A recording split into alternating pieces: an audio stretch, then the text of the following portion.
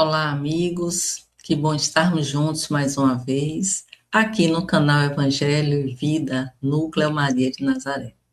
É sempre um prazer podermos refletir juntos sobre os temas tão importantes à luz do Evangelho.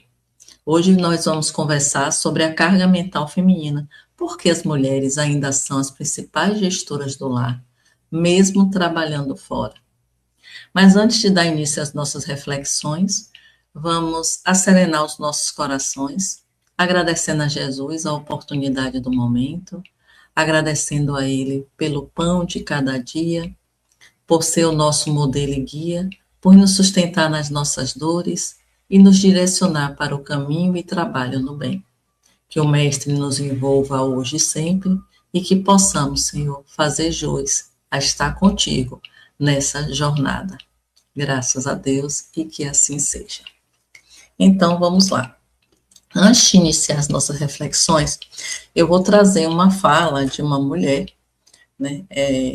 Eu fazendo algumas pesquisas sobre o tema, eu encontrei uma colocação dela, de uma mulher bem interessante para a gente iniciar a nossa conversa.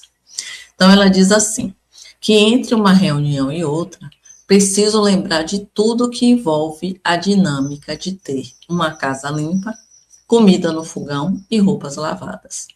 Isso parece ser uma preocupação só minha. Sou casada por 5 anos e essa experiência me faz refletir sobre o porquê meu marido não se importa com essas coisas que listei acima, enquanto eu me desdobro para garantir, depois do trabalho remunerado, minha dedicação para os cuidados da casa. Então, a gente percebe aí que ela traz uma reflexão importante. Primeiro, dá conta de tudo, né? Tem o trabalho profissional, o trabalho remunerado e ainda dá conta de tudo que acontece em casa. A outra reflexão é: por que que o marido não está preocupado com nada do que ela lista aí acima, das tarefas, né? De ajudar, de apoiar, de se sentir também corresponsável ou até responsável, né? Por esses afazeres domésticos, uma vez que todos vivem na mesma casa. Então, ela traz uma reflexão que eu acho que é uma reflexão também de muitas mulheres, né? E aí a gente vai ver o seguinte, que historicamente, por muito tempo, e ainda tem acontecido, a sociedade entende que a mulher é a dona do lar, né? Que a casa precisa ser administrada pelo feminino, né? Então, assim, apesar de muitas mulheres terem se inserido no mercado de trabalho, né, a expectativa cultural é que elas ainda continuem sendo as cuidadoras permanentes, a que realmente dê conta de tudo da casa, independente dela ter uma outra jornada de trabalho, né? E aí a gente vai dando uma olhada nesse panorama e a gente percebe que existe todo um trabalho, né, que é invisível aos olhos daqueles que não fazem ou não estão preocupados. E aí a gente precisa refletir assim: as mulheres são as gestoras do lar sozinha, por quê?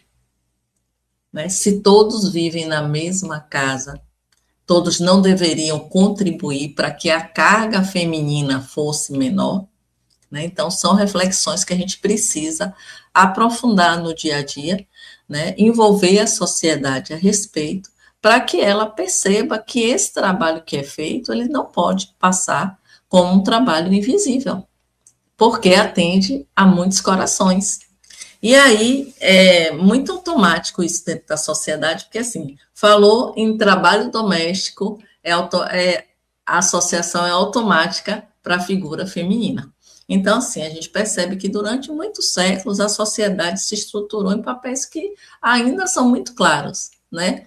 O homem provedor e a mulher cuidadora.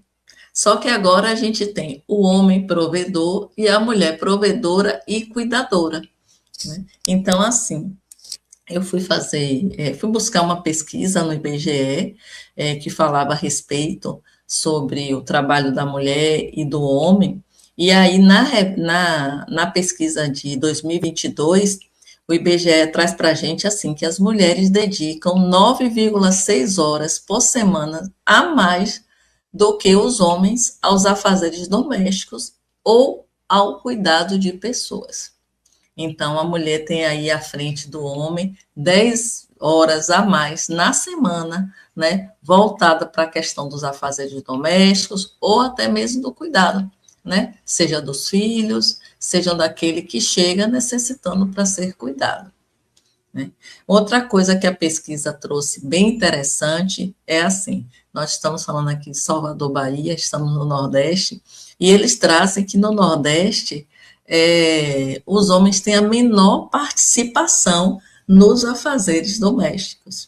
Então, aqui no Nordeste, a gente percebe, né, dentro dessa pesquisa de 2022, que ainda existe uma pouca conscientização, né, sobre dividir esses afazeres domésticos. Mas aí a pesquisa traz algo bem animador, que é a importância da educação na vida de todos nós, onde ele fala que homens mais instruídos participam mais dos afazeres domésticos. E isso acaba sendo uma realidade, porque nós sabemos que hoje muitos homens estão envolvidos no apoio, na ajuda, já começam a despertar de consciência da necessidade de ajudar a mulher, né, dentro da gestão do lar. Mas é algo que a gente ainda precisa refletir, porque o homem ainda continua com o papel de ajudante, né, e não de responsável também da gestão desse lar. Então, a gente percebe que, mesmo com a inserção da mulher no mercado de trabalho, a gente ainda não teve essa lógica de que a gestão do lar é de todos aqueles que estão no lar, principalmente os adultos, os responsáveis, que a gente não vai envolver as crianças nisso, né? Mas essa lógica ainda não foi substituída pela necessidade de que um não pode fazer tudo em detrimento de todos, quando todos irão se beneficiar daqueles afazeres, daquele trabalho do lar e de tudo que essa gestão traz. Né? Então, achei muito interessante essa pesquisa para a gente refletir e a gente vê que ela tem tudo a ver com a fala, né, da mulher, a fala inicial que eu trouxe da mulher. E então, a gente começa também a fazer uma outra reflexão, que é assim, essa criação desde a infância. Então, assim, desde a infância, as mulheres, elas são frequentemente incentivadas ao quê? A assumir a responsabilidade doméstica e o cuidado, né, do lar. Então, elas geralmente são educadas ali para cuidar, para ser as responsáveis, para estar sempre pensando no outro. A gente percebe que os meninos são menos cobrados nesse sentido, né? Ou seja, a mentalidade ainda de que a mulher é sempre a responsável pelos afazeres domésticos e pelo próprio lar. E aí a gente vai criando, na verdade, adultos completamente diferentes dentro do mesmo lar. Né? Talvez de uma forma ainda inconsciente, porque é o que a sociedade traz muito forte, né? E na verdade as famílias acabam atendendo essa expectativa da sociedade, muitas vezes sem perceber o impacto que isso gera. E aí a gente vai ver que essa carga mental feminina, o que é que essa carga mental feminina tem acarretado, né, para tantas mulheres?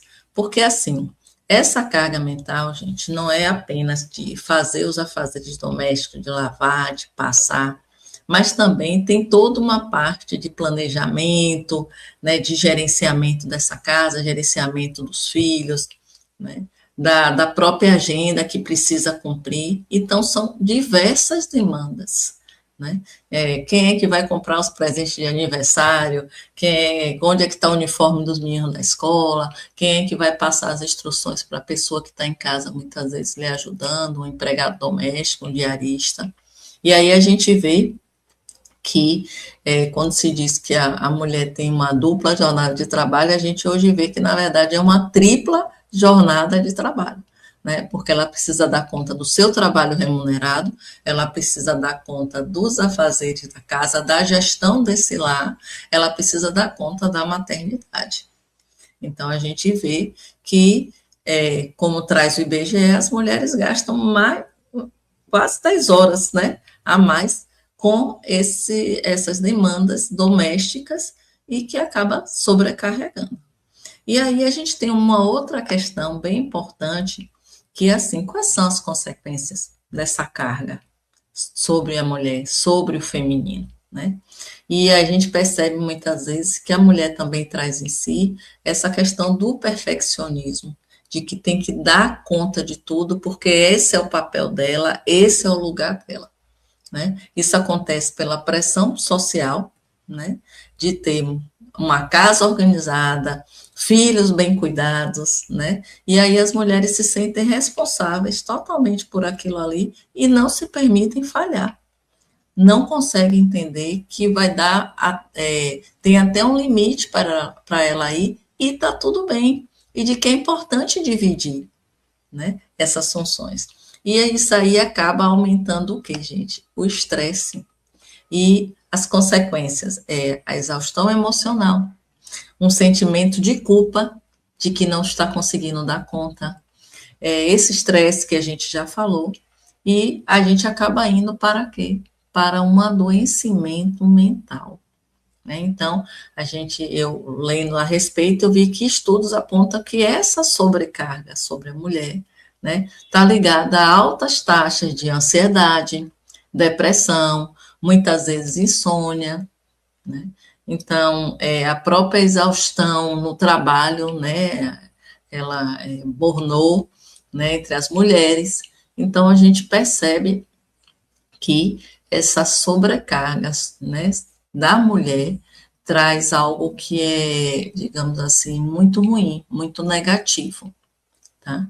E aí o que é que acontece muitas vezes? A mulher acaba negligenciando a si própria, porque ela cuida de todo mundo, né? Mas ela coloca o seu cuidado em segundo plano, né? Então, assim, quem é que cuida do cuidador? Inclusive, as casas espíritas têm feito até alguns trabalhos em relação a isso, né? De que dentro das casas espíritas tem ali o pessoal que faz o atendimento espiritual, atendimento fraterno, recebe as pessoas com suas demandas, mas assim, e quem cuida desse que cuida do outro, que chega na casa espírita, né? Então, assim, quem cuida do cuidador?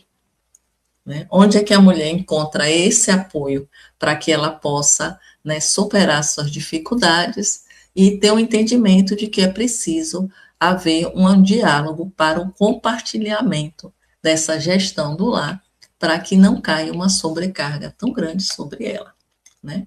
Então, assim, a verdade é que a gente percebe que, historicamente, a mulher fez um movimento de buscar sua independência financeira, da sua realização profissional, de contribuir, inclusive, para a dinâmica financeira, né, do lar. Foi todo o movimento que a mulher fez, porque isso faz parte do processo de evolução, de progresso, a gente vai ver mais adiante quando a gente falar do espiritismo e a mulher. Mas a gente vê que poucos homens fizeram um movimento de quê? De equilibrar isso, de participar de forma igualitária, né, dessa gestão do lar, de participar, né, desse processo de apoio, de ajuda, de se sentir também responsável pelas coisas da casa, pela própria família, tá? E aí, muitas vezes, a mulher tem uma visão equivocada do que é esse equilíbrio dentro do lar, né? E aí, vai justificar pela a submissão, o entendimento de que é o papel dela, e acumula muitas tarefas. E aí a gente já viu que por que as mulheres ainda carregam esse peso? A gente já viu a questão histórica, né? Essa herança histórica que valoriza muito mais a força física do que a força, o papel da mulher, a força da mulher, que é a sensibilidade. Muitas vezes a sociedade romantiza esse sacrifício feminino, né? como se fosse algo que é natural, não só a mulher que vai fazer aquele sacrifício, então romantiza o sacrifício desse cuidado, tá? Tem toda essa expectativa social, porque a sociedade espera que a mulher dê conta de tudo, tá? Dê conta da casa, dê conta do trabalho remunerado, dê conta de tudo, mas também não vem uma contrapartida assim, que apoio a mulher recebe para que ela possa dar conta de tudo, né? E a gente percebe também, dentro da própria perspectiva da mulher, a dificuldade que ela tem em delegar, muitas vezes. Então, muitas vezes as mulheres preferem assumir toda a carga mental, até por insegurança de que as coisas não vão acontecer dentro do lar se ela não fizer. Da gente não aceitar que aquele que está dentro da casa, ele pode fazer as coisas com a gente, ajudar, né? E que está tudo bem e que cada um vai fazer do seu jeito. Então, um filho está em casa, a gente pede para arrumar um quarto, e aí o menino vai lá, ele vai arrumar a cama, muitas vezes ele vai arrumar a cama do jeito dele, não vai arrumar a cama do jeito que a gente quer ou gostaria, mas ele vai estar contribuindo dentro das possibilidades dele. E às vezes, como mulher, a gente tem essa dificuldade de delegar, porque a gente acha que só a gente vai fazer perfeito. E até mesmo com medo de perder, digamos assim, o controle, né, dentro do próprio lar. Até umas 2 semanas ou mais, eu estava lendo uma reportagem na BBC News, e ela traz algo bem interessante, que a reportagem é assim, mulheres que se arrependeram de ser mães, né? E aí, eu fui lendo a reportagem, e aí tem uma mulher que ela diz assim, a maternidade acabou com minha saúde, meu tempo, meu dinheiro, minha força e meu corpo. Então, ela diz que o preço é alto demais e o custo é para sempre. E aí, na verdade, ele coloca aqui que essa mulher é uma professora, ela está na casa dos 40 anos, e ela faz parte de uma comunidade oculta de mulheres que se arrependem de ter filhos, tá? Mas o que eu achei muito mais interessante é que essas mulheres, elas assumem isso, não assumem isso, né? Estão numa condição de anonimato, porque elas receiam ser objeto de julgamento severo e suas famílias não conhecem seu sentimento.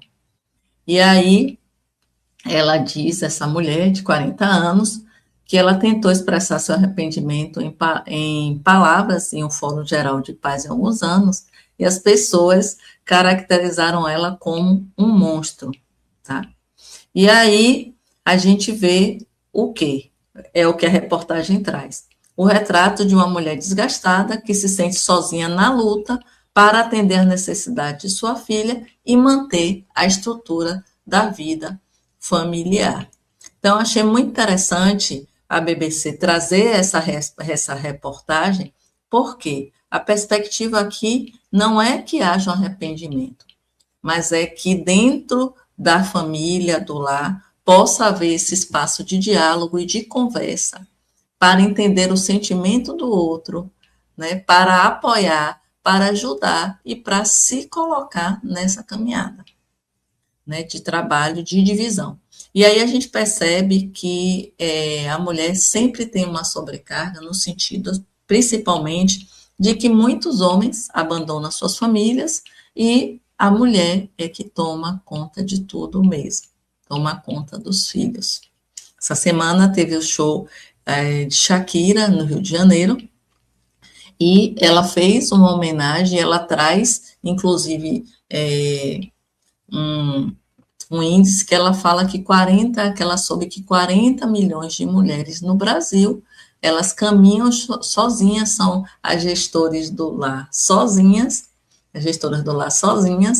elas que dão conta da educação, da parte financeira, de tudo dentro do lar sozinhas, né? Então, são praticamente mulheres aí que se encontram solteiras, mas que têm que dar conta de tudo aquilo ali que o lar, né, e o trabalho exigem, né? Eu tenho uma amiga que, há uns anos atrás, ela teve filhos gêmeos, os meninos, os dois são autistas, e quando chegou a uma determinada idade, 3 para 4 anos, que o marido percebeu a dificuldade dos meninos em relação ao autismo, ele simplesmente abandonou lá, né? E a sobrecarga toda hoje está com ela, né? O cuidado dos meninos, então ela tem que trabalhar, porque os meninos, a demanda dos meninos são altas, né? Exigem terapias, cuidados médicos, escolas especializadas, e ela acaba tendo que trabalhar muito, né, sozinha, para dar conta, né, dessa demanda, dar conta de que a família realmente seja sustentada. Então, você veja o desafio. E aí a gente vai para a visão espírita, né? Do que a mulher, do que o espiritismo traz sobre a questão da mulher e da questão do homem. Então a gente vê que o espiritismo faz uma análise aí muito mais profunda, e aí a gente começa falando sobre a igualdade dos espíritos, que está lá na questão 817, né? Onde os espíritos dizem que Deus criou todos os espíritos iguais, sem distinção de sexo, e que a reencarnação ocorre em ambos os gêneros para o aprendizado de todos, né? Então, a gente vê aí que homens e mulheres são iguais, até porque os espíritos não têm sexo, né? E essa diferença aí de gêneros, ela está justamente na encarnação, para que possa trazer o aprendizado e o desenvolvimento espiritual, né, de cada um de nós. E aí, na 822, os espíritos dizem que os direitos dos homens e das mulheres são iguais, mas as funções não, tá? Então, você veja, os direitos são iguais, mas as funções são diferentes. E isso não desmerece ninguém, nenhum nem outro, e nem coloca um em superioridade ao outro. E aí ele continua dizendo que a emancipação da mulher, né, ou seja, a emancipação da mulher na sociedade, acompanha o progresso da civilização. E eles completam dizendo que a escravização da mulher marcha de par com a bárbara.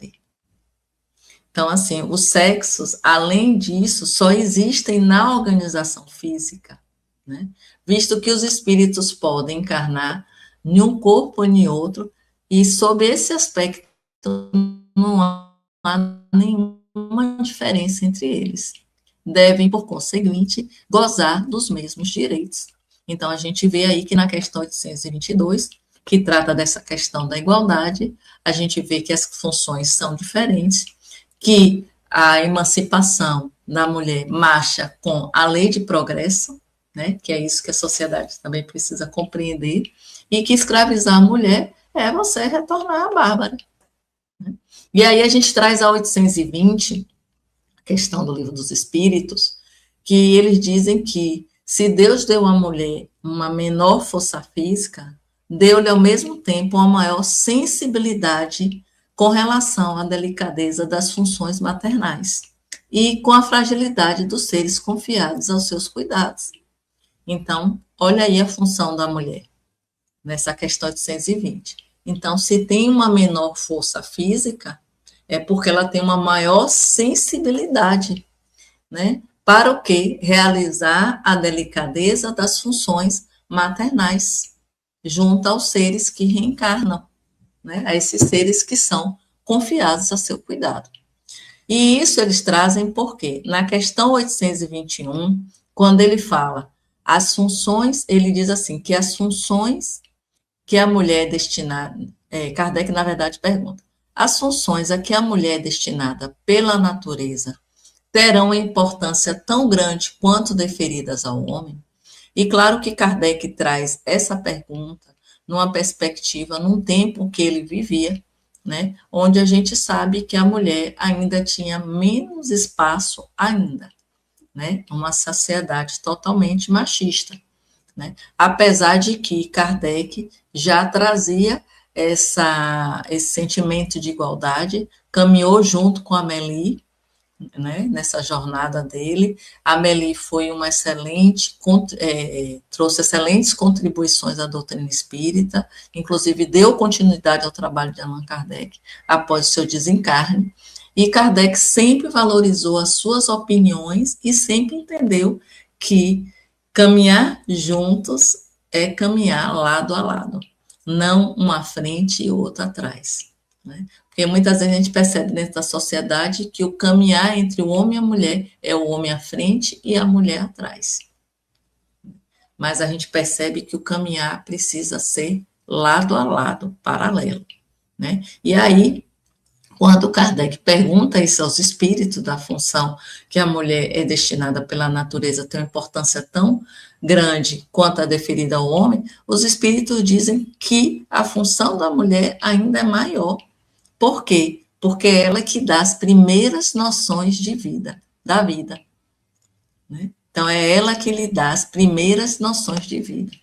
Então, a gente vê que coaduna com a questão anterior, que fala sobre a sensibilidade maior que a mulher tem, das suas questões maternais, né? A gente vê dessa influência profunda que a mulher traz na formação emocional dos seres que chegam, né? Que reencarnam, né? Dessa base moral, e lembrar que é a mulher que constrói ali aqueles primeiros vínculos afetivos. Então, a mulher, dentro da perspectiva do que o Evangelho, do que o Livro dos Espíritos traz nessas questões, a mulher é vista como alguém que tem uma forte missão espiritual, principalmente ligada ao amor e à sensibilidade, né? Sendo aí, digamos, um canal, né, de cuidado e de valores divinos no mundo. Então, você veja o quanto é forte isso, né? E aí a gente percebe também que é algo também que está dentro lá da doutrina espírita, que os materiais, né, de estudo trazem, né, inclusive a importância da mulher por trás de grandes nomes da história, né? Então, dessa influência silenciosa por parte da mulher, que muitas vezes esteve ali atrás, foi quem fez a formação desses grandes nomes da história.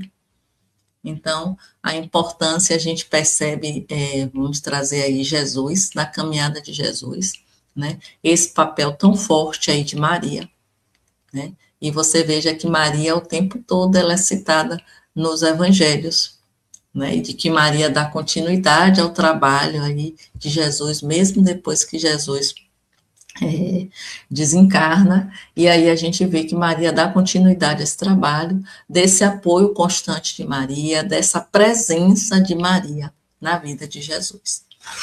E aí eu vou trazer algo que Leon Denis traz no livro O Problema do Ser e Destino da Dor, que ele fala assim, que é pelo aperfeiçoamento moral e social e pela sólida educação da mulher que a humanidade se há de levantar. O espírito feminino, dizem-nos os guias espirituais, ascende com voo mais rápido para a perfeição, né? Então, Leon Denis diz que o levantamento da humanidade vem por duas vias. Primeiro, o aperfeiçoamento moral e social, e segundo, pela sólida educação da mulher. Então, o que isso quer dizer? Quer dizer que quando a mulher ela é valorizada, é educada, e ela se desenvolve moralmente, ela se torna uma força poderosa de transformação, elevando não só a si mesma, mas também toda a humanidade. Então, a gente confirma mais uma vez aí, né, esse papel tão relevante da mulher. Mas por que será que, apesar de tudo isso que o Evangelho nos traz, essa mulher carrega, né, sozinha tantas responsabilidades? E aí a gente vê que a doutrina espírita pontua muito assim, a mulher como esse agente de transformação dentro do próprio lar, né? Então, o Evangelho traz essa valorização do papel da mulher, né? E fala também, assim, que é necessária essa divisão justa das responsabilidades, tá? Que todos são iguais, têm funções diferentes, mas todos têm também responsabilidade. Então, a evolução, esse caminhar evolutivo é conjunto. Não existe, nada dizendo que a mulher precisa fazer mais do que o homem. É uma questão de conscientização dentro da própria sociedade e conscientização de nós mesmos, que trazemos ainda esse sentimento arraigado de que a mulher tem que estar sempre nesse papel da cuidadora, sempre no papel de dar conta de tudo, né? Então, essa lei de igualdade, a gente percebe que não existe essa submissão da mulher, tá? E essa submissão feminina foi o quê? Uma construção social, ou seja, não é da lei de Deus, tá? E, retomando o que a gente viu antes, que traz lá no Livro dos Espíritos, na 822, que essa emancipação, né, esse progresso da mulher, né, é necessário, está atendendo uma lei, né, a lei do progresso, tá? E aí, o grande desafio hoje é buscar esse equilíbrio, o equilíbrio da força masculina com a acessibilidade feminina, né? E aí a gente vê, se eu não me engano, eu trouxe uma frasezinha de Vitor Hugo, né, onde ele fala que o homem é o cérebro e a mulher é o coração. Então, o cérebro e coração, razão e coração caminham juntos, tá? E aí a gente vai mais adiante para uma perspectiva que é importante, que a gente precisa mudar, né? Esse paradigma. A gente entender que essa caminhada dos seres precisa ser feita com colaboração e amor. E aí, para equilibrar essa carga mental do feminino, né, para que todos fiquem bem, porque a proposta dentro do lar é que todos tenham saúde emocional, todos estejam bem para caminhar melhor no mundo. E aí, a gente traz algumas perspectivas que é assim, primeiro, passar a reconhecer esse trabalho que todos acham que é invisível, né, esse trabalho da mulher, principalmente dentro do lar, né? A consciência que quando se cuida da casa, está se cuidando da vida. E que esse compromisso precisa ser compartilhado. E que ninguém está fazendo ali um favor quando ajuda. E não tem que estar num papel de ajudante, né? Todos têm que estar no papel de protagonistas. Tá? Outra coisa também importante é o desenvolvimento do diálogo e da empatia dentro do próprio lar, de se discutir essa carga pesada, né? Não trazendo como reclamação, como muitas vezes a gente coloca, porque eu faço isso, porque eu faço aquilo, porque... Não. Importante é a gente dizer como a gente se sente diante daquilo tudo que a gente faz. Olha, eu me sinto muito cansada em ter que dar conta disso tudo aqui. Apesar da sociedade exigir, né, e achar que esse papel é só do feminino, esse papel não é. Esse papel é de todos nós. Né? Então, da mulher poder se colocar, né? Trazer esse diálogo com empatia, dizendo como ela se sente e o que ela espera daqueles que caminham junto com ela. Ana Paula, isso não é fácil? Não é fácil mesmo. Não é fácil mesmo. Mas isso faz parte de uma construção, de uma convivência justa e de que vai afetar todos que estão ali no lar, principalmente as crianças, né, na sua educação, os jovens na sua educação, que vendo como o casal, né, tem construído essa convivência justa, irá multiplicar na própria sociedade. E aí também o trabalho de educação para a igualdade, ensinar os filhos e as filhas a gerenciar os lares sem distinção de sexo, né? Então, Emmanuel fala que, assim, tem uma mensagem que Emmanuel traz que ele fala, colabore no trabalho caseiro tanto quanto possível. Então, a gente pensar, gente, que enquanto família nós somos uma equipe nesse lar. E aí a equipe, ela se ajuda. Estamos jogando no mesmo time, não estamos jogando em times separados e não tem ninguém que é escravo do outro. E aí a gente poder trabalhar aí a gentileza, o diálogo, né? A mulher também sair desse papel de culpa, tá? De entender de que não vai dar conta de tudo e que tá tudo certo. e de que ela vai fazer tudo dentro das possibilidades dela, dentro do alcance dela, mas preservando a saúde dela emocional, a saúde física, né? E como fazer isso? Sair desse papel, dessa culpa, né? A mulher precisa agora também trabalhar seu autoconhecimento. Na verdade, o autoconhecimento não é só para a mulher, é para todos nós, que isso é uma proposta, inclusive, do próprio Evangelho. Né? Mas a partir do autoconhecimento, a gente vai poder colocar limites, né? Eu só vou até aqui, eu faço até aqui, eu preservo a minha saúde mental, eu valorizo a minha saúde, o meu cuidado com o meu corpo, com o meu espírito, né? Então, você veja a importância do autoconhecimento nesse processo, da gente saber quem nós somos, por que estamos aqui, qual o nosso papel, né? E qual o papel do outro na nossa caminhada.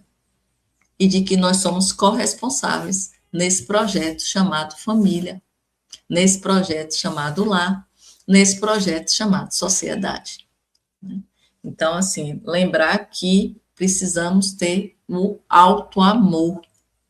E esse auto-amor, né, vai fazer com que a gente esteja bem para servir no mundo. Então, como é que eu vou dar conta de estar servindo bem dentro da minha família, dentro da sociedade, se eu não estou bem?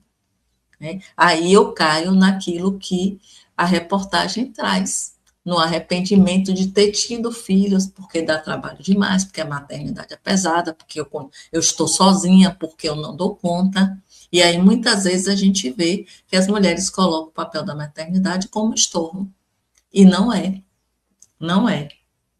Ela só é um estorvo se eu não tenho essa compreensão e esse entendimento, né, de como lidar com essa maternidade e de que eu preciso realmente deixar claro que eu preciso de apoio, que eu preciso de que o outro caminhe comigo, né, e eu busque a minha rede de apoio também. Porque se eu, às vezes, não tenho o marido nessa caminhada, e é muito comum isso, porque se separou por outro motivo qualquer, a gente tem uma rede de apoio dentro da sociedade, a nossa própria família, né? E que a gente vai delimitando, dando os nossos limites e dizendo até onde a gente pode ir e o que a gente precisa. E vai deixando isso claro, né? Então, lembrar, gente, que autocuidado não é egoísmo, não. Né? É a gente se cuidar, tá?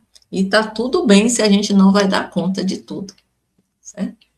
E aí eu vou trazer um pouquinho aqui do que Leon Denis traz para a gente também. Ele fala um pouquinho sobre o papel da mulher na família. E aí, nesse mesmo livro, O Problema do Ser, do Destino e da Dor, Leon Denis traz assim, que o papel da mulher é imenso na vida dos povos. Irmã, esposa ou mãe é a grande consoladora e carinhosa conselheira. Pelo filho é o seu porvir e prepara o homem futuro.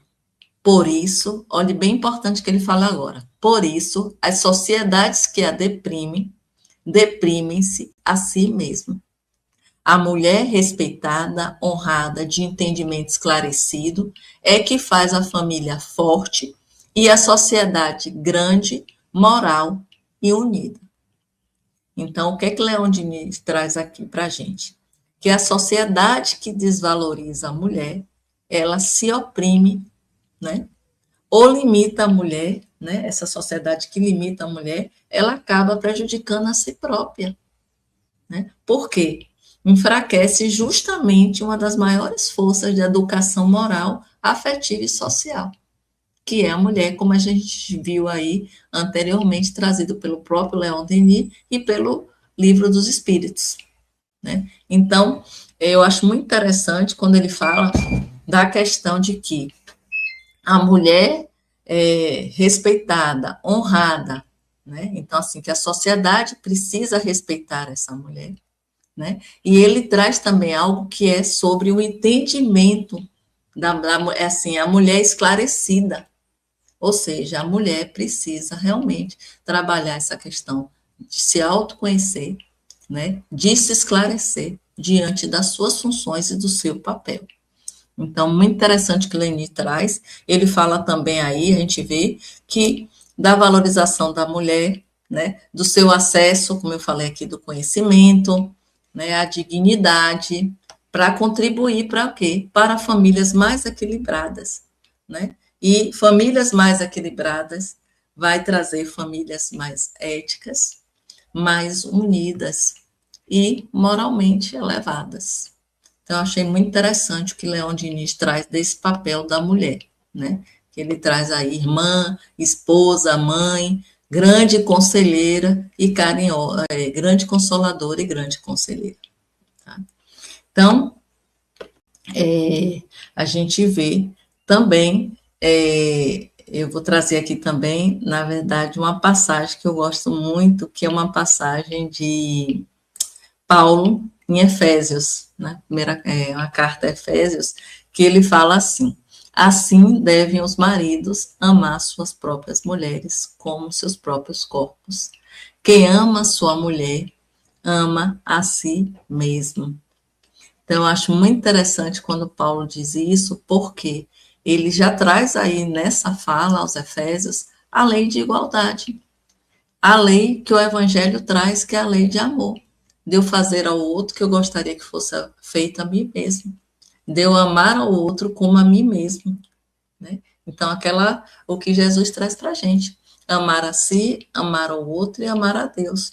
E aí, Paulo traz aí, eu acho até, acaba sendo de uma forma até poética, né? Quem ama a sua mulher, ama a si mesmo. Então, o homem que ama a sua mulher, ele vai valorizar, ele vai caminhar junto, ele vai contribuir para o crescimento moral e espiritual desse ser, né? Assim como vice-versa. Então, acho muito interessante, muito bonito essa frase que ele traz. Então, a gente vai percebendo o que, gente? Assim, se o espírito é imortal, se o espírito imortal não tem sexo, né? Então, Deus facultou o homem encarnado as polaridades masculina e feminina com o intuito de quê? Da gente poder progredir através das diversas experiências no campo do sentimento, da razão e da sensibilidade, né? Então, a gente vê também que a partir disso, né, desse papel dos seres dessas polaridades, atende a uma outra lei, que é a lei de reprodução, né? Permitir que nós, irmãos, regressem à vida da carne por meio da reencarnação, através dos laços parentais com seus genitores. Então, a gente vai encerrando o nosso bate-papo, né, dessas reflexões que foram feitas sobre a carga mental feminina, por que que as mulheres ainda continuam sendo as gestoras do lar, mesmo trabalhando fora. Então, a gente teve aí essa compreensão dessa questão histórica do papel da mulher dentro da sociedade, vimos também da importância da lei de igualdade, né, que o Evangelho nos traz e que contribui, e a gente contribui não, que a gente percebe que as leis elas estão interligadas, e aí a gente vê que é preciso atender à lei de sociedade, né, desse caminhar juntos, contribuindo um para os outros, atender aí à lei de reprodução, né, que a lei de reprodução não tem a ver só com dar à luz e trazer filhos para o mundo, né, tem a ver também com o laço afetivo da família, de estar esse laço apertado, e a gente vê também a lei do progresso agindo, né, quando a gente fala aí da emancipação da mulher. E aí, para a gente finalizando, eu vou trazer aqui uma nota de rodapé que está no Livro dos Espíritos, que aquele que foi traduzido por Herculano Pires, e Herculano coloca assim: é praticamente um resumo de tudo que a gente falou. Há mais de 100 anos, esse livro, né, que é o Livro dos Espíritos, indicava a solução exata do problema feminino: igualdade de direito e diversidade de funções. Marido e mulher não são senhor e escrava, mas companheiros que desempenham uma tarefa comum, com a mesma responsabilidade pela sua realização. O feminismo adquire um novo aspecto à luz desse princípio. A mulher não deve ser a imitadora e a competidora do homem, mas a sua companheira de vida, ambos mutuamente se completando na manutenção do lar, que é a célula básica da estrutura social. Então, Leon Denis, Herculano Pires traz aí nessa nota de rodapé, gente, essa nota ela está no final, entre as questões 817 e 822, algo importante que muitas vezes a gente entende que o feminismo é a mulher se igualar nas mesmas funções do homem, não é. Então, ele traz aí que o papel da mulher não tem que ser imitadora nem competidora. A mulher tem que ser a companheira desse entendimento de que temos funções diversas, mas que temos os mesmos direitos. E tudo isso com a proposta de crescimento, de progresso, de manutenção do lar, como ele traz, que é essa estrutura básica, né, da sociedade. Então, achei muito interessante isso, porque eu acho que essa nota que está lá no Livro dos Espíritos, ela praticamente resume todas as reflexões que nós fizemos nesse encontro. Né? E aí tem um textozinho que foi escrito de forma coletiva, é Mulher Espírita, Nossa Identidade, que ele fala que ser mulher espírita nesta encarnação é entrar em contato com a nossa essência espiritual. É a gente se perceber como espírito, revestido temporariamente de um corpo feminino, com múltiplas potencialidades, desenvolvendo-as na busca por um mundo mais solidário, deixando de ser mera espectadora, contribuindo efetivamente no meio em que se vive. Então, esse artigozinho de Mulher Espírita, Nossa Identidade, ele traz aí também essa perspectiva, ele traz da mulher espírita, da gente se perceber, né, como essência espiritual, né, revestido temporariamente nesse corpo, para que a gente possa atentar para as nossas múltiplas possibilidades, que a gente possa desenvolver nossas possibilidades e que a gente saia desse papel de submissão, de espectador, e que a gente efetivamente assuma o nosso papel de protagonistas, né? Contribuindo efetivamente para a nossa sociedade, para o mundo que a gente vive. E agora, finalizando mesmo, eu trago aí uma frase de Victor Hugo, né? Que foi um escritor, um poeta francês, e que, inclusive, tem livros espíritas que foram psicografados, né? De mensagens que ele traz, que ele diz assim, que o homem é a mais elevada das criaturas, enquanto a mulher é o mais sublime dos ideais. E encerra dizendo que o homem está colocado onde termina a terra, e a mulher onde começa o céu.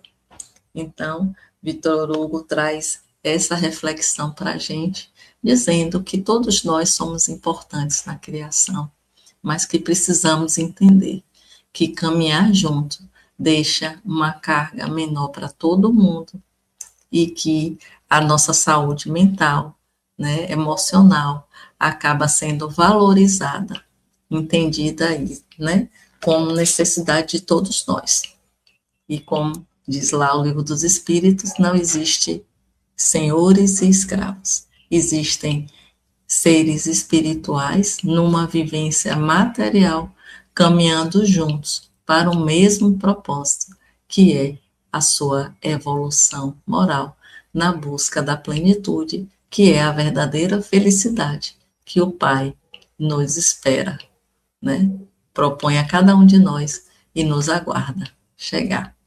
Então, que Jesus nos ilumine, que possamos realmente, a partir dessas reflexões, ampliar as nossas consciências, os nossos corações, no sentido de entender o nosso papel nessa jornada evolutiva, né? Valorizando, acima de tudo, a lei de igualdade, onde diz que todos temos direitos, mas temos funções diferentes. Então, um abraço a todos, receba o meu abraço carinhoso. Mais uma vez, obrigado por estarmos juntos e que Jesus nos abençoe hoje, agora e sempre.